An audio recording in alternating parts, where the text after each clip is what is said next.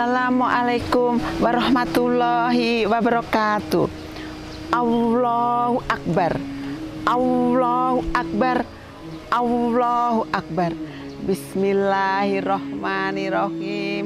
Alhamdulillah, alhamdulillahirabbil alamin. Asyhadu alla ilaha illallah wa asyhadu anna Muhammadur Rasulullah. Assalatu wassalamu ala asrofil anbiya'i wal mursalin wa ala alihi wassobihi ajmain, amma ba'du. Saudara-saudara yang dirahmati Allah, pada kesempatan ini saya akan membahas tentang cara, kiat, dan tips untuk melakukan manajemen stres menurut Islam. Karena di pembahasan tentang sehat ala Rasulullah, waktu itu belum sempat terbahas. Mudah-mudahan setelah ini saya bahas, kita semua akan terhindar dari stres. Pemirsa yang dicintai Allah, tiap-tiap manusia pasti pernah dan memiliki stres. Betul tidak? Betul, ya. Banyak yang stres, ya. Apalagi sekarang di lockdown, ya, tambah stres. Ada banyak hal dalam kehidupan ini yang bisa menyebabkan manusia menjadi stres. Misalnya, kehilangan benda kesayangannya, ditinggal pergi sama kekasihnya, buat anak-anak muda, ya, mendapatkan nilai ujian yang jelek, tidak masuk dalam perguruan tinggi negeri, ya kan? Kemudian dikeluarkan dari pekerjaan, ya, memiliki hutang yang banyak karena tidak bisa memanage sesuai dengan penghasilan, dan masih banyak lagi.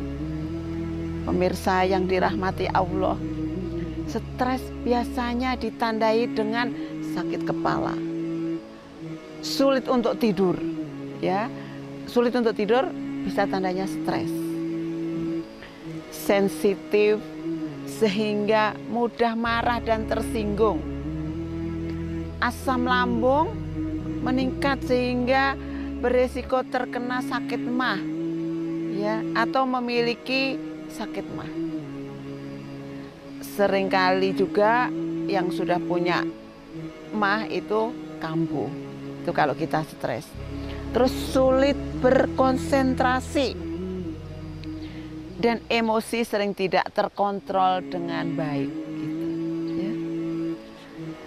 Tidak jarang ada orang yang memilih untuk bunuh diri karena merasa tidak sanggup lagi menahan beban stres yang dihadapinya.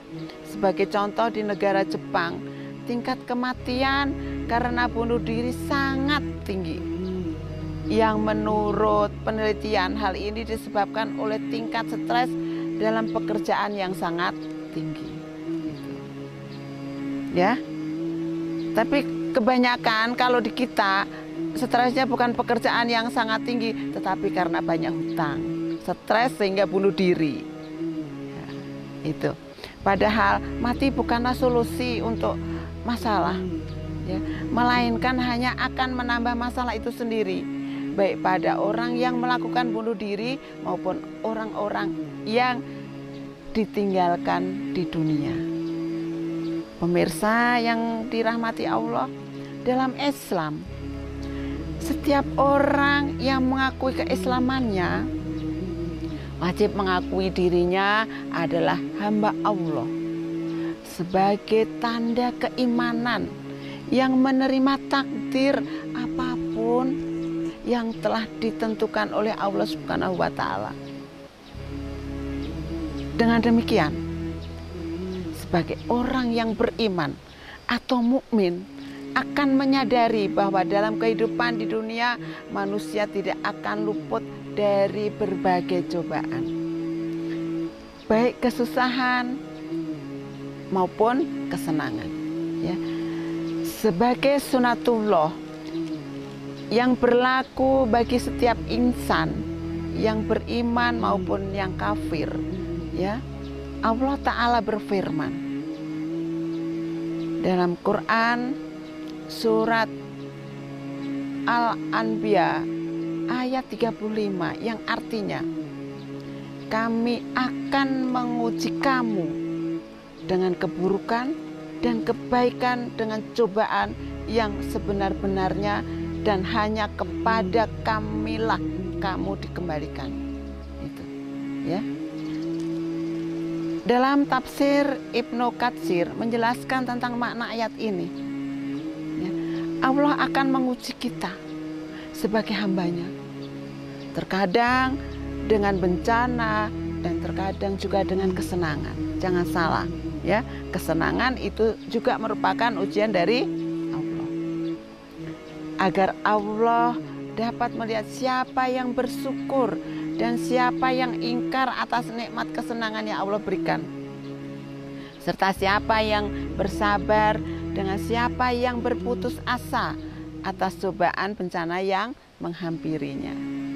Ya, pemirsa yang dicintai Allah, dalam Islam menghadapi segala macam bentuk masalah selalu ada jalan keluarnya, karena kita percaya bahwa semua itu adalah ujian yang diberikan oleh Allah Subhanahu wa Ta'ala. Para pemirsa pasti sudah seringkali mendengar ayat berikut ini. Allah berfirman bahwa sesungguhnya sesudah kesulitan itu ada kemudahan. Dalam Quran surat Al-Insyirah ayat 5. Kemudian ayat ini diulang kembali.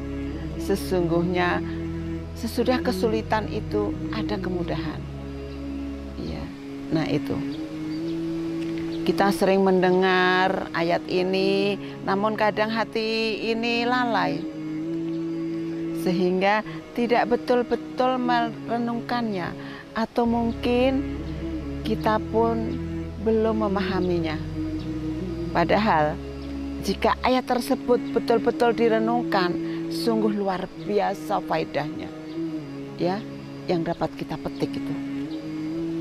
Pemirsa yang dirahmati Allah, ya, jika kita benar-benar, ya,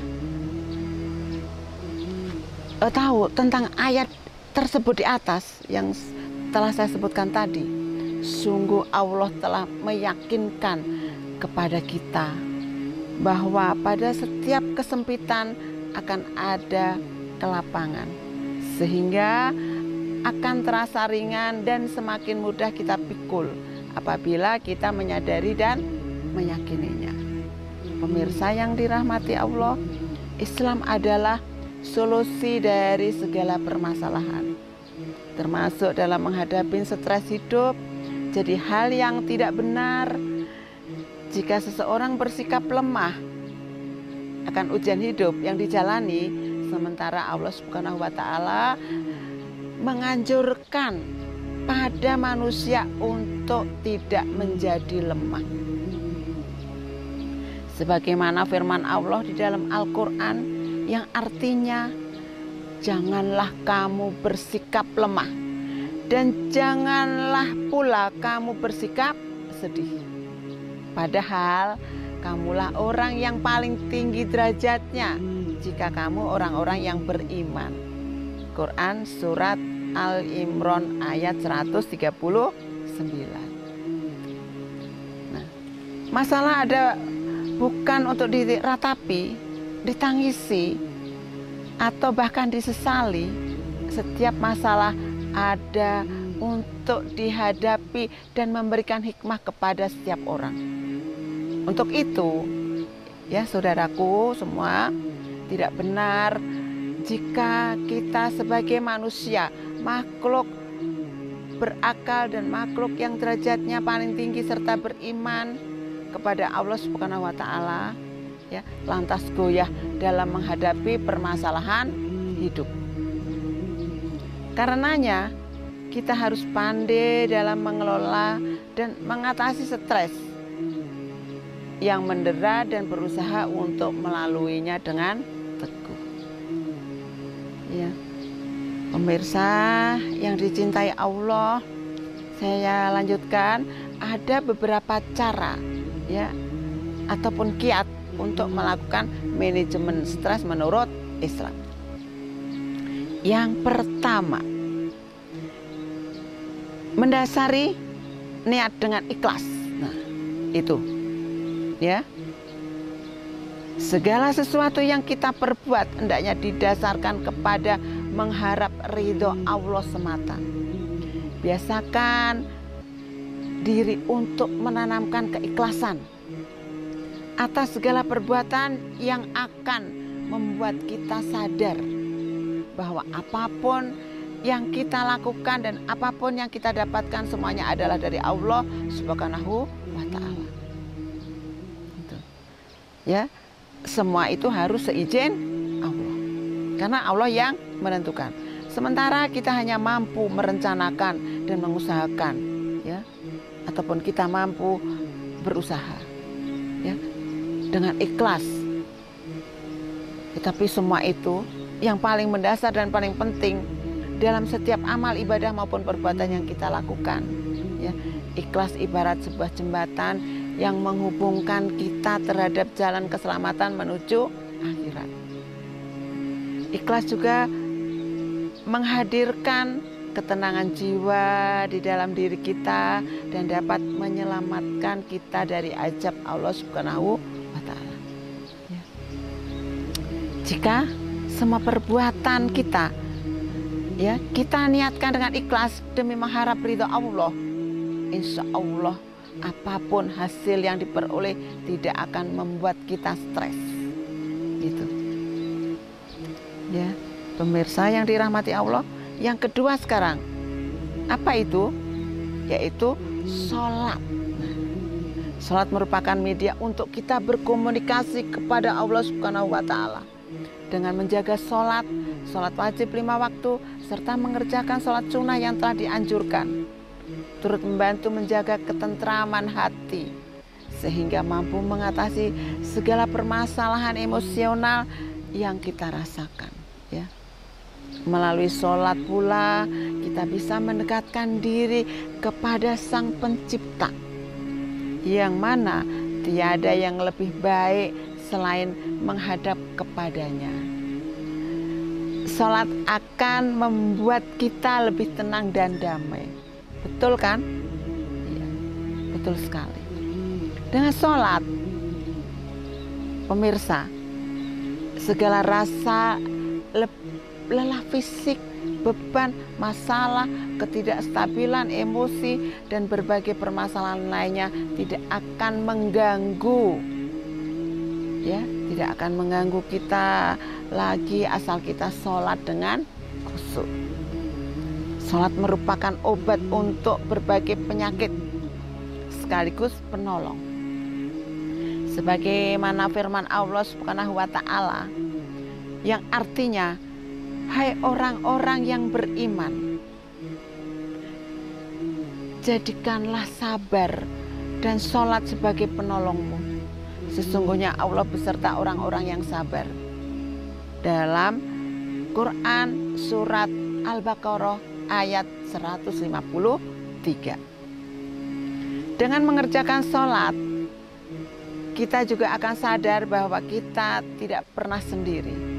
Ada Allah Subhanahu wa Ta'ala yang selalu bersama kita dan selalu siap membantu setiap hambanya yang kesusahan, karena Allah itu Maha Pemurah lagi Maha Penyayang. Jadi kita tidak perlu merasa cemas ataupun stres. Allah selalu bersama dengan kita, ya. Pemirsa yang dirahmati Allah, yang ketiga adalah berzikir. Zikir artinya mengingat Allah. Tidak hanya dalam lisan, tetapi juga untuk setiap perbuatan yang hanya kita lakukan. Hadirkan Allah di setiap helaan nafas kita dengan berzikir. Dengan begitu kita akan menjadi tenang. Ya, kita semakin banyak berzikir, kita semakin tenang. boleh dirasakan. Sebagaimana firman Allah Subhanahu wa taala dalam Quran surat Ar-Ra'd ayat 28 yang artinya, ingatlah, hanya dengan mengingat Allah hati menjadi tentram. Ya, berzikir yang diniatkan untuk Allah ya, akan menjadi suatu ketentraman hati. Terlebih zikir yang banyak mengandung kalimat-kalimat mengesahkan Allah, seperti ayat kursi maupun zikir lainnya. Ya, pemirsa yang dicintai Allah, yang keempat yaitu berdoa. Ya, selain sholat, cara kita bisa berkomunikasi dengan Allah Subhanahu wa taala ialah dengan memanjatkan doa. Ya, dengan memanjatkan doa kepadanya. Allah memang sudah pasti mengetahui apa yang kita inginkan, sekalipun kita tidak mengucapkannya. Akan tetapi dengan berdoa langsung kepada Allah, yang artinya kita berbicara kepadanya secara tidak langsung, juga akan membuat kita menjadi lebih lega.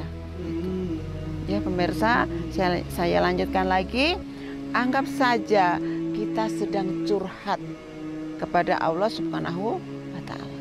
Jadi kalau curhat itu kita dengan Allah saja. Ya, kalau dengan sesama manusia biasanya banyak masukan, ya kadang-kadang belum tentu itu dari hati nurani, ya gitu. Nah, tentang apa yang sedang kita hadapi membuat kita menjadi stres, ya. Jadi kalau kita curhat malam hari pada waktu sholat tahajud, ya itu kita kepada Allah. Tapi ya bukan berarti dalam curhatan itu kita berkeluh kesah lantas menyalahkan Allah atas apa yang terjadi. Bukan. Kita berdoa, kita berkomunikasi curhat kepada Allah dengan harapan kita diberi kemudahan, kekuatan dan ketabahan dalam menghadapi segala macam cobaan hidup yang Allah berikan. Gitu. Dengan begitu, ya kita bisa lebih optimis dalam melaluinya. Jadi kita lebih tenang, ya kita lebih tentram. Sekarang yang kelima yaitu kita harus bertawakal dan berprasangka baik. Timbulnya stres lebih sering disebabkan oleh manusia yang senantiasa lebih banyak berpikir negatif dibanding berpikir positif. Ya, stres terjadi ketika selalu memiliki prasangka buruk terhadap segala sesuatu, sehingga masalah kecil pun bisa jadi besar jika kita teruskan ya untuk memikirkan hal itu, maka lama-lama semakin menjadi buruk. Padahal jika ditelaah dengan baik, ya, semua kejadian, ujian, musibah, bencana dan semuanya itu adalah atas takdir Allah Subhanahu wa taala. Ya. Tawakal kepada Allah mengajarkan kita untuk selalu bersikap dan berpikir positif.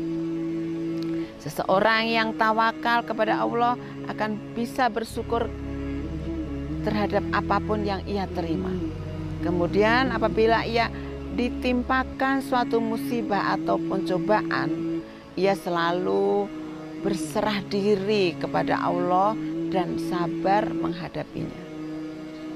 Ya, pemirsa yang dicintai Allah, kita tidak boleh patah semangat dalam menghadapi semua ujian ataupun cobaan. Karena yang kita lakukan adalah berserah diri kepada Allah, bukan pasrah. Tapi kita berserah diri.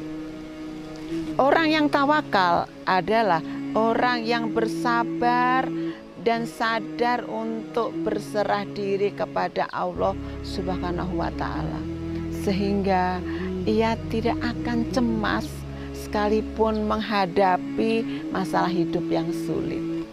Ya, itu. Dalam hadis riwayat Muslim, Rasulullah Shallallahu Alaihi Wasallam bersabda, sesungguhnya Allah berkata, aku sesuai prasangka hamba-Ku padaku.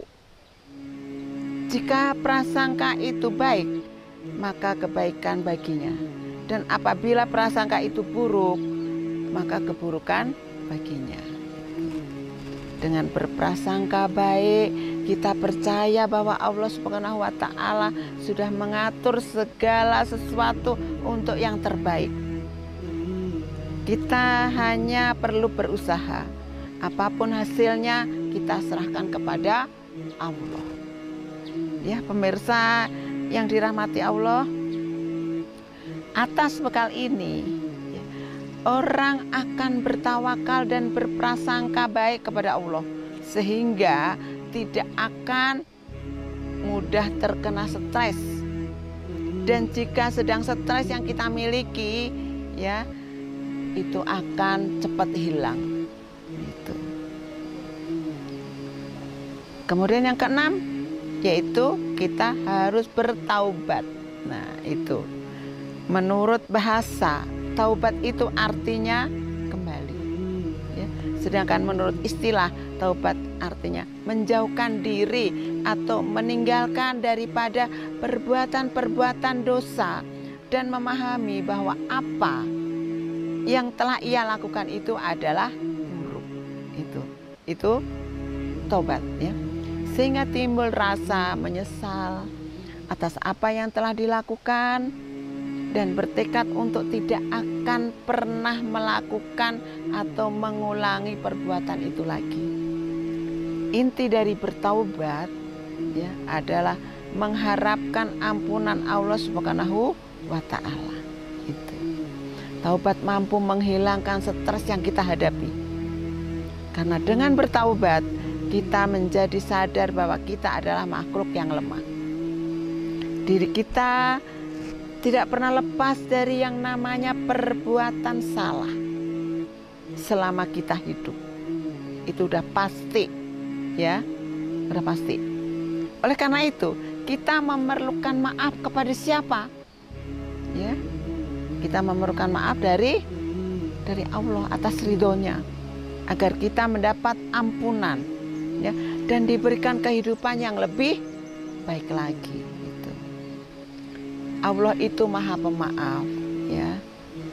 Jadi pintu taubatnya pun amat banyak bagi kita yang bersungguh-sungguh bertobat, ya. Pintu taubatnya dari mana-mana apabila kita sungguh-sungguh bertobat. Maka hendaklah kita bertobat selama kita masih memiliki kesempatan untuk melakukannya. Sebagaimana firman Allah Subhanahu wa Ta'ala dalam Quran surat Al-Zumar ayat 53. Katakanlah, hai hamba-hambaku yang melampaui batas terhadap diri mereka sendiri, janganlah kamu berputus asa. Ya. Karena dari rahmat Allah. Sesungguhnya Allah mengampuni dosa-dosa. Sesungguhnya dialah yang maha pengampun lagi maha penyayang. Itu, ya, kita harus ingat kepada Allah. Jadi saya ulas kembali, saudaraku yang dirahmati Allah, ya. Poin-poin kiat untuk menghilangkan stres yang pertama, mendasari niat adalah dengan ikhlas. Ya. Kedua adalah sholat. Yang ketiga berzikir. Yang keempat berdoa memohon ampunan kepada Allah. Yang kelima bertawakal. Yang keenam bertaubat. Itu, ya. Jadi itu. Seorang mukmin dengan ketakwaan kepada Allah Subhanahu wa Ta'ala memiliki kebahagiaan yang hakiki dalam hatinya. Maka masalah apapun yang dihadapinya di dunia ini tidak akan membuatnya stres atau sampai mengeluh, apalagi berputus asa. Ya, saudaraku,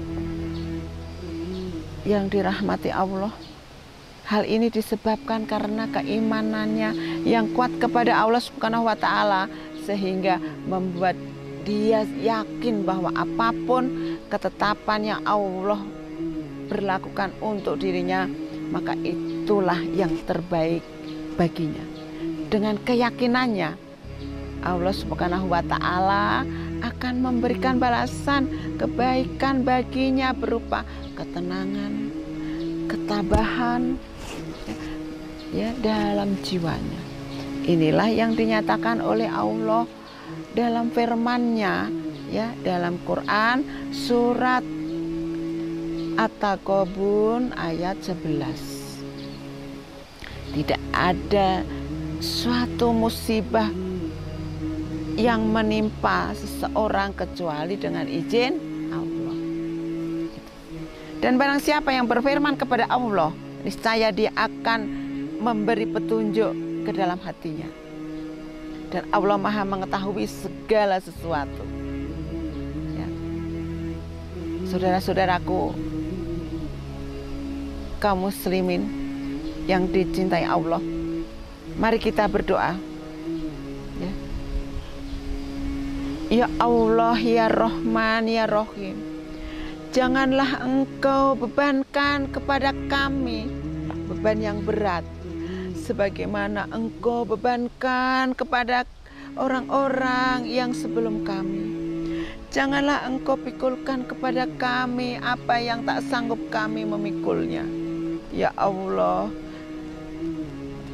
ya Rahman, ya Rahim, beri maaflah kami, ampunilah kami, dan rahmatilah kami. Engkaulah penolong kami, dan rahmatilah kami karena terhadap kaum-kaum yang benar.